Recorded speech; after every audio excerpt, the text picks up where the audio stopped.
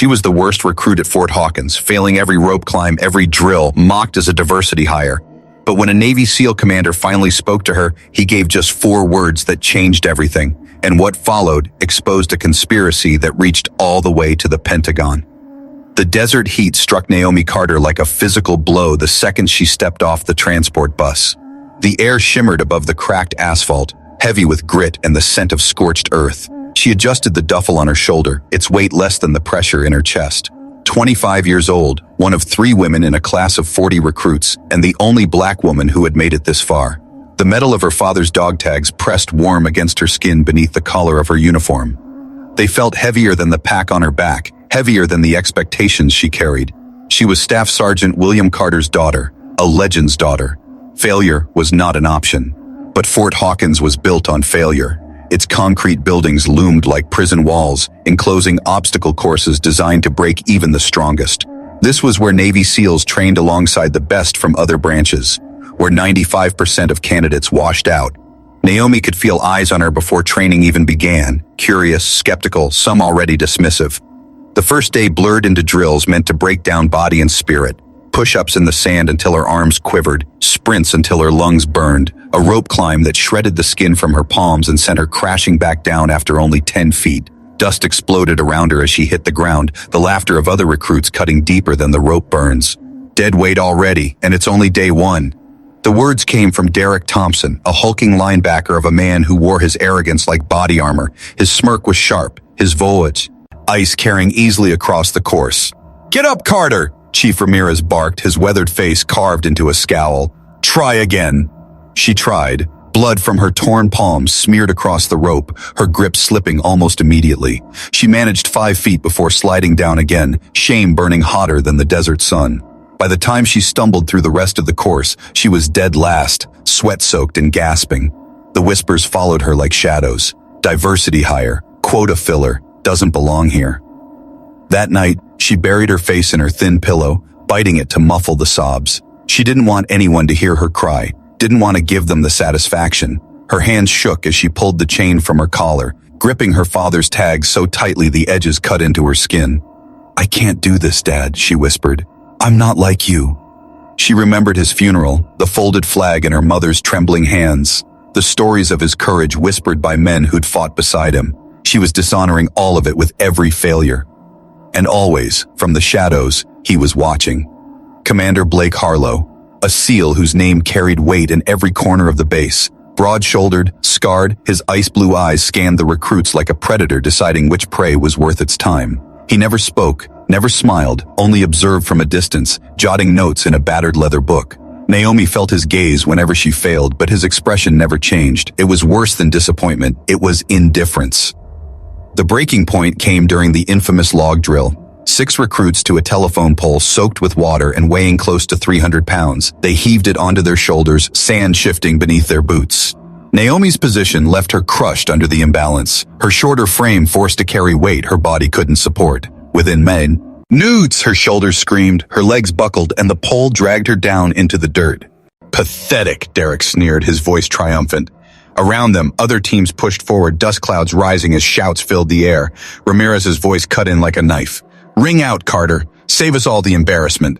Naomi's body trembled against the sand, vision blurring with sweat and tears. The weight of failure pressed down harder than the log. She was ready to quit, ready to give them exactly what they wanted. Then, for the first time, Harlo moved. He strode across the sand, the crowd of recruits parting in silence.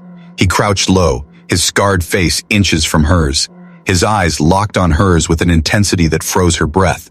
When he spoke, it was a command, not a suggestion. "Don't you dare quit." 4 words, nothing more. But they slammed into her chest harder than any weight she had carried. And for the first time since stepping onto Fort Hawkins, Naomi Carter felt something shift inside her. Not strength, not yet, but the smallest spark of defiance against the voice in her head, screaming that she wasn't enough. The desert hadn't gotten any cooler by the second week, but Naomi Carter had. She woke before the barracks lights flashed, sitting on the edge of her bunk with her palms still bandaged, staring at the words she'd taped above her headboard. "Don't you dare quit." They weren't just words anymore, they were orders, the only ones she trusted in this place. She carried them into every drill, every humiliation, every whispered bet against her survival. The next challenge came fast, designed to shred what little confidence she'd begun to rebuild. The endurance run. 8 miles across desert terrain, 40 pounds of gear strapped to each recruit's back, all of it timed under 90 minutes. For men who had wrestled, boxed, or run marathons, it was doable. For Naomi, still healing from bloody palms and the memory of collapse, it was a death march. She Lojos. Stead 4 miles before her body betrayed her. The straps dug into her shoulders like knives. The sun baked every drop of moisture out of her skin, and her legs simply stopped moving. She dropped to her knees, sand filling her mouth and nose while recruits streamed past in clouds of dust. "Carter's down," someone shouted, and just like that, the safety crew was on her, hauling her limp body into the back of a truck. She caught sight of Derek, jogging backward just long enough to sneer, "This isn't daycare, sweetheart." He was barely sweating. The medical tent stank of saline and antiseptic. Naomi lay with IVs dripping into her arm, her shame more painful than her dehydration. She imagined the official mark going into her file. Medical failure. Another scarlet letter. She thought of the folded flag at her father's funeral and wondered if this was what dishonoring his name looked like. But not everyone in that tent was against her. Emily Brennan slipped in quietly, her blonde hair tied back, the look of someone who'd seen too much suffering to waste words. She pressed 2 electrolyte packs into Naomi's hand. "Double them before your next run," she whispered. "And more salt tablets. They're trying to break you. Don't let them see you crack." Naomi stared at her. "Why are you helping me?" Emily glanced at the door, nervous. "Because I've seen what happens when someone washes out here. They don't just fail, they get destroyed. And watching Thompson target you, it's making me sick." Before Naomi could respond, Emily slipped away. That night, Naomi found herself restless. Her body sore, but her spirit pulled to the obstacle course under the moonlight. The rope hung in the shadows, waiting like an executioner. Her bandaged hands burned as she gripped it, her muscles trembling with effort. 6 feet, then a fall. 7 feet, then another fall. She cursed under her breath, ready to quit for real. "Your form's wrong," a low voice said. She spun, defensive, only to see Hassan, quiet, dark-eyed, the tattooed army veteran who rarely spoke. "I don't need pity," Naomi snapped. "Good," he said, grabbing the rope beside hers. "I'm not offering any." In one fluid motion, he demonstrated the lock, feet pinning the rope, legs doing the work, arms only guiding. It looked effortless. "Your turn." For an hour, he corrected her silently, only speaking when necessary. By the end, her muscles shook with exhaustion, but she made it halfway up without falling. That was farther than she'd ever gone. Hassan walked away without explanation. "Why help me?" she called. He paused, his face unreadable. "Because my sister was told she didn't belong too. Now she's a captain." The next morning, Naomi dragged herself to the shooting range, hands still raw. Her groupings were wider than they should have been, but at least she was consistent. Ramirez grunted behind her, the closest thing to praise she had ever gotten. Derek, of course, made a show of carving smiley faces into his target with bullet holes. But something had shifted. The whispers weren't as sharp, the glances weren't as mocking. She hadn't quit. In this place, sometimes that was enough. Still, Derek wasn't done. That night, as Naomi tried to sleep, she overheard him laughing in the common area, voice carrying across the barracks. $100 says Carter doesn't make it through the week. Hell, I'll make it interesting. 50 says she doesn't finish tomorrow's re-row. Laughter rippled. Bets exchanged. Naomi pulled the pillow over her head, eyes stinging. They weren't just waiting for her to fail. They were counting on it. And yet, when she closed her eyes, she saw Harlo's scarred face, heard his voice like gravel. "Don't you dare quit." He hadn't spoken to anyone else. He hadn't intervened for anyone else. Why her? Why now? The next dawn was cruel. Trash cans clanged, boots slammed against bunks, and Ramirez's bark rattled through the barracks. "Gear up, full combat load, 3 minutes." Naomi's heart pounded. Her body remembered the failure of the last run, the humiliation, but this time she'd prepared. She'd doubled her electrolytes, tied her pack differently, adjusted her breathing like Hassan had taught her. By mile 2, her lungs burned, but she kept going. By mile 4, she was still upright.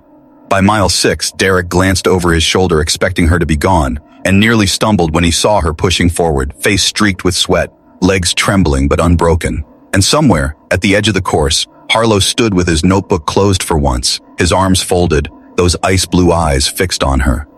Naomi didn't understand why, but the sight steadied her. She didn't finish first, she didn't finish strong, but she finished, and in Fort Hawkins, that was a kind of victory. When she staggered across the line, Ramirez said nothing, just gave her the faintest nod, almost imperceptible. It was more than she'd expected. But as she gulped water, Derek whispered low enough for only her to hear. "Don't celebrate yet, Carter. You won't survive the pool." Her stomach dropped. The pool, her childhood nightmare. And judging by the way Derek smirked, he knew exactly what he was about to use against her.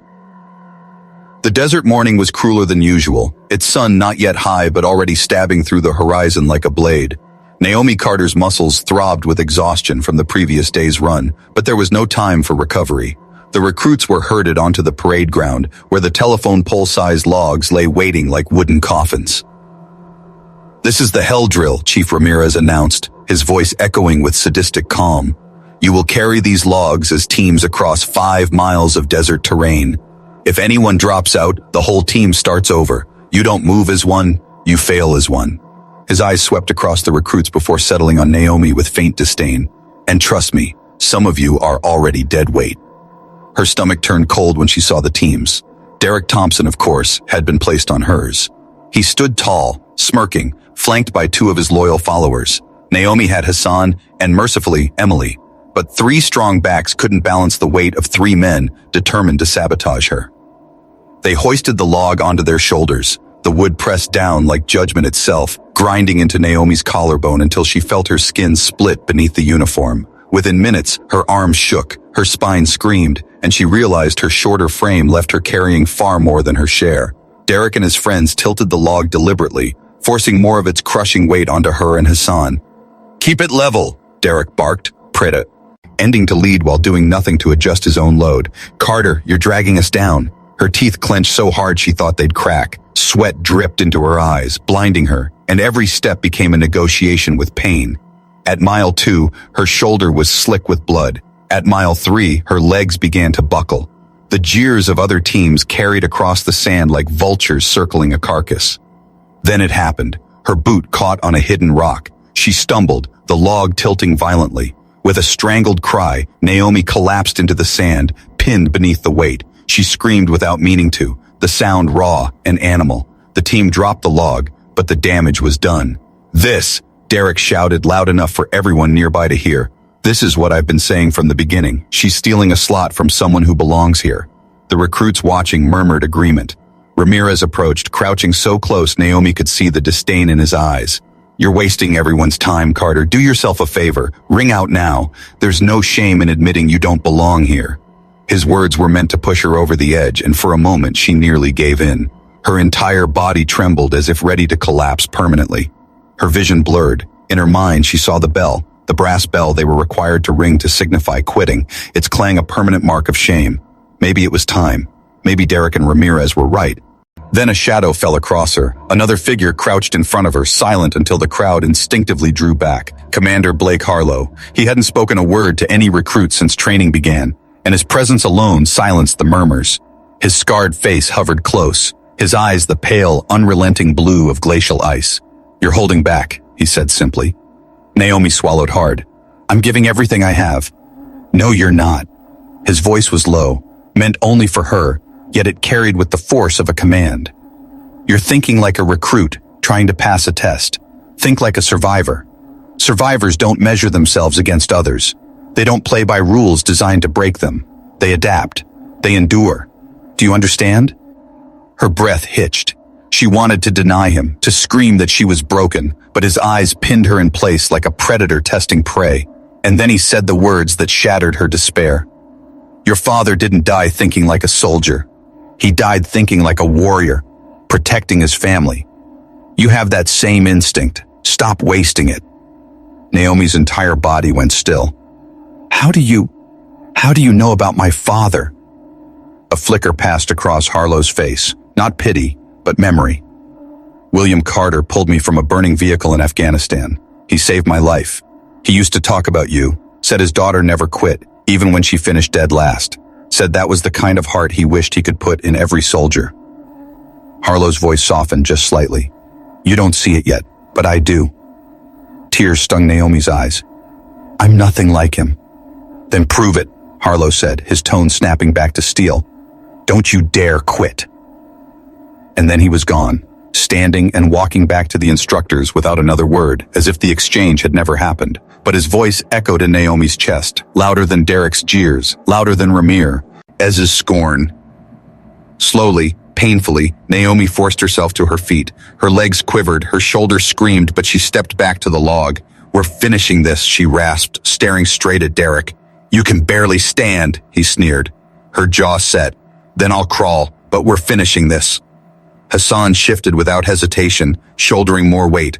Emily moved beside Naomi, her face tight with determination. Even one of Derek's own followers looked uneasy, stepping back into position. Together, they lifted.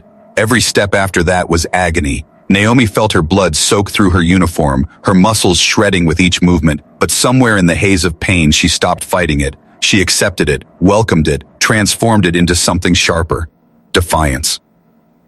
When they finally staggered across the finish line, they were 20 minutes past the limit, dead last. But they had crossed. Naomi had not quit. That night, alone in the shower block, Naomi peeled back her shirt to clean the wound on her shoulder. The raw, bloody mess reflected back in the mirror. But it wasn't what she saw. What she saw was Harlo's face, and the way he had said her father's name. She went back to her bunk, tore a page from her notebook, and wrote 4 words in thick black ink. "Don't you dare quit." She taped it above her bed. Derek saw it as he passed and scoffed. "Motivational posters won't save you." Naomi didn't answer. She only stared at the note until lights out, repeating the words in her head until they became a vow. But outside, Derek made another phone call, his voice low and urgent. "She's still here. No, I've tried everything short of breaking her. Yes, sir, the pool's next. That'll do it." And in the shadows of the barracks hallway, Emily Brennan froze, having heard every word. The pool complex at Fort Hawkins looked less like a training ground and more like a tomb. Gray concrete walls rose high around the water, trapping the morning chill. Steam curled off the surface, ghostly ribbons of heat against the cold desert dawn. Naomi Carter stood barefoot on the slick tiles, her PT shirt clinging damply to her back from nerves alone. She hated the water, always had, and now, bound at the wrists and ankles, she was staring down the test that had ended more recruits than any other, drown-proofing. Chief Ramirez's voice cracked across the pool deck like a whip. "Hands tied behind your back, feet bound together. You will bob, float, swim to the bottom to retrieve objects and tread water. 20 minutes. Anyone panics, anyone touches the side, anyone quits. You're done. The ocean doesn't care if you're scared of drowning. Neither do we." Naomi's mouth was dry. Her chest was already tight, and she hadn't even stepped into the water. Childhood memories flashed. Chicago, age 8, the public pool, sinking beneath a blur of legs and bubbles, the taste of chlorine filling her lungs, the blinding panic, the lifeguard's arms pulling her up, coughing, humiliated, terrified. She had avoided deep water ever since. "Second group," Ramirez barked. His eyes scanned the clipboard. Morrison, Hughes, Thompson, Brennan, Reeves, Carter. Her stomach plummeted. Derek's name was in her group. He caught her as the instructors wound the restraints tight around her wrists. His grin was wolfish. He leaned in close enough that only she could hear.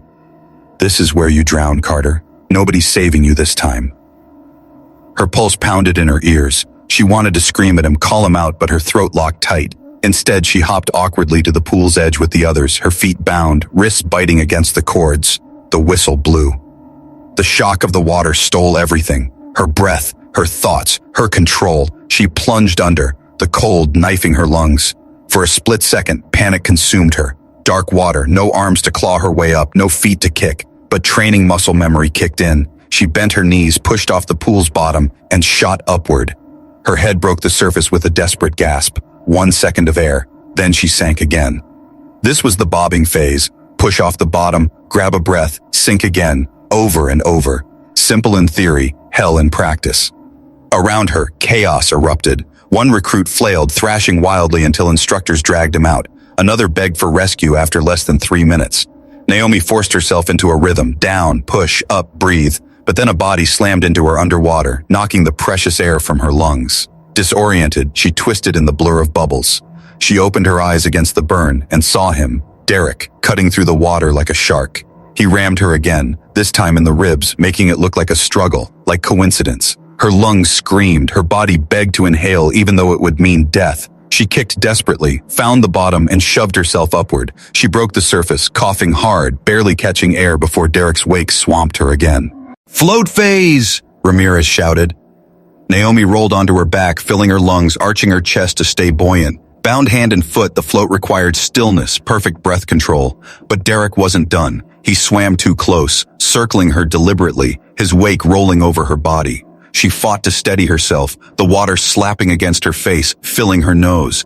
Emily drifted closer, blocking Derek's path, her own body absorbing his wake. Naomi shot her a desperate, grateful glance. Dive phase. Colored weights littered the pool floor. Naomi's assigned weight, a red block, should have been at 12 feet. Instead, it was directly beneath the diving platform at the deepest point, 15 feet down. She knew instantly who had moved it. Derek surfaced near her, smiling through his panting. Rage burned hotter than fear. She gulped 3 breaths and dove, her body writhing like a dolphin, wrists useless behind her back, ankles lashed together. The pressure built as she sank, her ears aching, her lungs tightening. The weight seemed impossibly far. At last her toes brushed it. She gripped it between her bound ankles, wrenched it loose, and began the climb back. Halfway up, her body betrayed her. Her diaphragm spasmed, demanding air. Black spots ate at the edges of her vision. She almost opened her mouth, almost gave in. Then Harlo's voice, that gravel-edged command, echoed through her skull. "Don't you dare quit." Her body convulsed, but she forced herself up, breaking the surface in a violent gasp, nearly choking but clamping the weight between her ankles until an instructor shouted, "Carter, retrieval complete." She let it drop, coughing until her chest burned, but she hadn't failed. Final phase, tread. Her heart sank. This was the killer. 5 minutes treading water, bound, hands and feet useless, except for a dolphin kick that torched every muscle in her core. She started strong, but after 30 seconds, lactic acid set her legs on fire. By 2 minutes, her nose was barely above the waterline. Derek drifted closer, his expression infuriatingly calm. "She's going under," he said loudly. "She's finished." Naomi sputtered, her body giving out. Then she heard another voice, steady, calm. Hassan, from the pool deck. "Find the rhythm, Carter. Small kicks. Continuous, like running in place." She closed her eyes, adjusted, shifted to quicker, lighter movements. It wasn't graceful, but it kept her head just above water. 4 minutes. Her abs screamed. Her vision blurred. 5 minutes. The whistle blew. Exercise complete. Ropes sliced her restraints, and Hassan and Jackson hauled her from the water. She collapsed onto the deck, shivering, coughing, her body trembling uncontrollably. But she had done it. She hadn't drowned. She hadn't quit. From above, Captain Harlo's voice rang out. "Outstanding work, Carter." Derek climbed out of the pool behind her, his face twisted in rage. His plan had failed again. In the women's locker room, Emily sat beside Naomi, helping her peel the cords from her raw wrists. Her voice was low. "That wasn't training, Naomi. That was attempted murder." Naomi met her eyes, steady despite the trembling in her limbs. "I know, but Harlo knows too, and if Derek wants a war, then he's going to learn what happens when you try to drown someone who refuses to sink." The mountains rose like jagged teeth against the horizon, black silhouettes carved out of the dawn. Cold air rolled down the slopes in sharp gusts that cut through Naomi Carter's fatigues, making her long for the blistering heat of the desert she thought she hated. Fort Hawkins's final crucible was nothing like the sand and sun she had grown accustomed to. This was the mountain exercise, 5 days of survival, tactical problem solving, and combat scenarios designed to break even the most seasoned recruits. Out here, accidents could happen. Out here, training could look a lot like war. Teams were announced in clipped tones, and Naomi's blood went cold when she heard hers. Team 4, Thompson, Carter, Hassan, Brennan, Jackson, Martinez, Derek again, of course. It was as if someone had carefully arranged the pieces for a showdown, one way or another. Naomi glanced at Hassan, who gave her a slight nod. Emily offered a tight smile. They understood. Whatever Derek had planned, he wouldn't be subtle. They loaded gear onto transports and began the long ride into the mountains. Naomi sat in the back of the truck, her rifle across her lap, her pack pressing into her spine. She kept her father's dog tags in her fist, rubbing the edges like a worry stone. Across from her, Derek's smirk never wavered. Every bump in the road jostled them closer to confrontation. On the third night, after miles of brutal climbs, ice-cold streams, and tactical drills under constant enemy harassment from instructors, Team 4 set up a patrol base along a ridgeline. They worked silently, practicing proper perimeter security, digging in with the efficiency of soldiers who had finally gelled into something resembling a unit, except Derek. He sulked near the fire with his remaining loyalists, Briggs and Coleman, muttering that Naomi's orders were slowing them down. At midnight, the ambush came. A simulated enemy force struck from the north, smoke grenades blooming like dark flowers in the moonlight. Blank rounds cracked in rapid succession. "Contact north," Hassan hissed. Naomi moved instantly, adrenaline overriding exhaustion. "Jackson, Emily, left flank, Martinez, right, Derek, base of fire with Briggs and Coleman." But Derek didn't listen. Instead of anchoring their defense, he pulled his men and tried to flank independently. Their gap exposed the entire team. In real combat, half of them would have been slaughtered. Naomi gritted her teeth and executed a withdrawal she'd studied only nights before, maneuvering Emily and Jackson to provide covering fire as Martinez guided them to secondary cover. They regrouped, breathless but intact. The instructors paused the scenario and began their evaluation, Ramirez's glare sharp as a blade. "That was catastrophic. Thompson, your deviation cost your team the exercise." Derek bristled. "I was taking initiative. Carter doesn't understand real tactics." Ramirez's face hardened. "What you did was reckless. In a live fight, you'd be dead, and so would they." But Derek wasn't finished. He waited until morning, when the team moved along a knife-edge ridge. The wind howled, boots scraping against loose rock, every step a gamble. Naomi led carefully, scanning the path ahead. That was when Derek struck. The shove came fast and brutal, sending her stumbling toward the edge. Gravel skittered into the abyss below, the sheer drop yawning wide. For a heartbeat, she thought this was it. But instinct honed from weeks of being thrown around in combat drills kicked in. She pivoted, redirected his momentum, and suddenly Derek was the one. Teetering over the cliff, arms pinwheeling.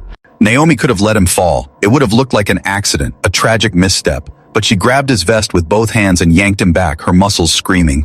He collapsed onto the dirt, staring up at her in shock. "You saved me," he gasped, incredulous. Naomi's chest heaved. "We're still teammates," she said, voice low but steady, "even if you're trying to kill me." The silence that followed was heavier than the mountain air. Briggs and Coleman exchanged uneasy glances. Finally, Briggs muttered, "This is wrong, man. Whatever they're paying you, it's not worth murder." Derek's face went white. Hassan's voice cut in like a blade. "Paying you? You want to explain that, Thompson?" Emily pulled out her phone, her eyes burning. "We don't need his explanation. I recorded his last call. Orders, straight from Colonel Blackwood, to make sure Naomi fails. To prove women don't belong in special operations." The words dropped like thunder. Derek lunged for her, but Hassan was faster, slamming him to the ground and wrenching his arms behind his back. Zip ties bit into Derek's wrists as Briggs and Coleman, sickened by the truth, helped hold him down. Naomi's heart pounded. Blackwood. She remembered Jackson's hushed words in the library days earlier. Old-school special operations, vocal against women in combat, a man who'd do anything to keep things the way they were.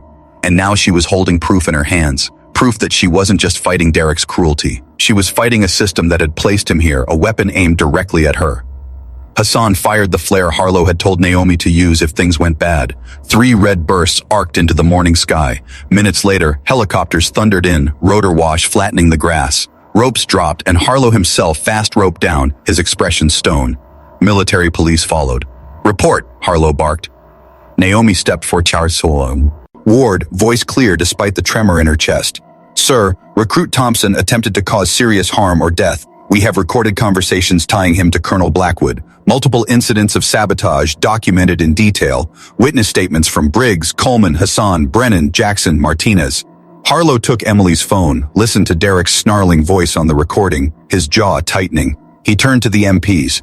"Thompson, you're under arrest. Conspiracy, conduct unbecoming, attempted murder." Derek spat into the dirt as they dragged him to his feet. "This isn't over. Blackwood has people everywhere. She'll never make it. None of them will." Harlo's face remained cold, but his voice was steel. "We'll see about that." The mountain exercise was over, but Naomi knew Derek was right about one thing. This wasn't finished, not by a long shot. As the helicopters lifted them back toward Fort Hawkins, Naomi gripped her father's dog tags and looked out at the endless jagged peaks. She wasn't just surviving anymore. She was fighting a war far bigger than herself. And in that moment, she realized something powerful. She was no longer afraid. The desert sky over Fort Hawkins was a pale wash of gold the morning the truth finally detonated. News crews swarmed the gates, their satellite trucks lined like armored beasts. What should have been a quiet graduation of fewer than 20 candidates had turned into a media storm. Naomi Carter stood in formation, shoulders squared, dress uniform crisp despite the sweat rolling down her back. She was no longer the trembling woman who had crawled across the sand with bloody palms. She was something else entirely, tempered, sharpened, and scarred. Out of 40 who had arrived 8 weeks earlier, only 18 remained. Each carried fresh insignia stitched to their uniforms, proof they had endured hell and clawed their way back. But Naomi's presence in the front row was more than a personal victory. It was a message to every skeptic who had bet against her. Captain Blake Harlo stepped to the podium, his scarred face unreadable, his blue eyes scanning the crowd. 8 weeks ago, he began, his voice carrying with a command that made even generals sit straighter. 40 candidates walked into Fort Hawkins thinking they knew what strength meant. Most thought it was muscle, speed, aggression. They were wrong. His eyes found Naomi, lingered just a moment. Strength, he said, is what you do when everything is stripped away. When your body fails, when your so-called brothers sabotage you, when every voice tells you that you don't belong, and you stand anyway. A ripple went through the crowd. Naomi's heart pounded, her mother's face visible in the front row, tears streaming as she clutched her late husband's photo. Then another figure stepped up beside Harlo, Admiral Sarah Mitchell, the highest-ranking woman in naval special warfare. Her presence was an earthquake. She looked directly at Naomi. "Recruit Carter," she said, voice ringing like a bell. "Step forward." Naomi's legs felt heavy, but she moved, boots striking the pavement with steady resolve. She stopped in front of the Admiral, saluted. Mitchell's gaze was both fierce and kind. "You were subjected to systematic sabotage. Lesser recruits would have broken. Many have, but you did not. You endured, you adapted, and when given the chance to let your enemy fall, you pulled him back instead. That is not just strength, it is character." The Admiral reached into her pocket and withdrew a challenge coin. She pressed it into Naomi's hand. "This was your father's. He gave it to me after we served together years ago. He told me his daughter would carry the torch one day. I believe he was right." Naomi's breath caught. Her knees nearly buckled, but she forced herself to remain standing. She closed her hand around the coin and felt its weight settle into her palm like destiny itself. The applause that followed wasn't polite. It was thunderous. Even Ramirez, who had never shown her more than a grunt of disapproval, allowed himself a small nod. But the moment of triumph was quickly shadowed by the storm that had been brewing behind the scenes. Colonel Richard Blackwood, the man who had orchestrated Derek's placement and years of sabotage against women in special operations, had been arrested 2 nights earlier.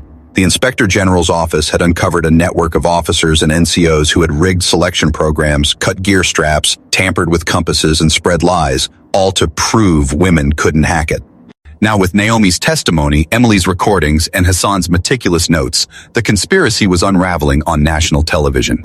The Pentagon hadn't wanted this story public, but it was too big to contain. Naomi Carter had survived the impossible, and in doing so, had become the living evidence of the corruption they wanted buried. That night, Naomi stood alone in the barracks, the building eerily quiet now that most recruits had gone home. She held both coins in her hand, her father's and the one Admiral Mitchell had given her, and stared at the words still taped above her bunk. "Don't you dare quit." Her chest tightened as she remembered Harlo crouching in the sand, his voice the only lifeline she'd had. She thought of Emily slipping her electrolyte packets in the med tent, Hassan teaching her the rope climb under the moonlight, Jackson sharing intel about Blackwood's orders. She had started this journey alone, a pariah. She would finish it with a family forged in fire. A knock broke her reverie. Harlo entered, dressed not in fatigues but in a simple dark jacket. For once his expression wasn't steel. "I'm leaving Fort Hawkins," he said, "going back to active duty. Classified assignment." Naomi swallowed hard. "Then this is goodbye?" "Not exactly." He pulled out a folder and set it on her bunk. Inside were orders, advanced tactical training, a path reserved for those fast-tracked to elite units. "Your team has similar ones. You'll continue together. Because whatever else happens, I want you to remember this. No warrior ever truly fights alone." Naomi blinked back, the sting in her eyes. "Why me, Commander? Why did you step in? You never helped anyone else." Harlo hesitated, the faintest crack in his armor. "Because your father saved me once, and I failed him later, when he didn't come home. Helping you. Maybe it's the only way I know to pay back a debt I can never repay." He held her gaze a beat longer, then turned to leave. She stopped him. "You didn't fail him. He'd be proud of both of us." Harlo's lips twitched, almost a smile. "Don't you dare quit, Carter. Ever." Then he was gone. 3 days later, Naomi stood at her father's grave in Arlington, dress uniform immaculate, her mother at her side. She placed his coin on the stone, keeping the one Mitchell had given her. "I couldn't be you, Dad," she whispered, "but I became me, and I never quit." Her phone buzzed as she turned to leave. A message from an unknown number. "Cadet Carter, you don't know me, but I'm the only woman in my class starting selection next month. I've been following your story. Thank you for showing it's possible." Naomi typed back with steady fingers, "It won't be easy. They'll test you harder than anyone else. But when it gets dark, and it will, remember you're not alone. Trust your team, trust yourself, and never quit." 6 months later, in a classified briefing room, Naomi sat beside Hassan, Emily, Jackson, Martinez, and Captain Harlo. Surveillance photos of a high-value target flickered on the screen, her new unit's first mission. The scared recruit who had collapsed in the sand was gone. In her place sat a warrior sharpened by betrayal, bound by loyalty, and fueled by defiance. She adjusted her rifle, looked at her team, and whispered a vow only they could hear. "We're ready." Outside, the stars were the same ones she had stared at during her lowest nights, but now they didn't make her feel small. They made her feel infinite. The fight Blackwood had tried to crush was only beginning, and Naomi Carter was leading the charge.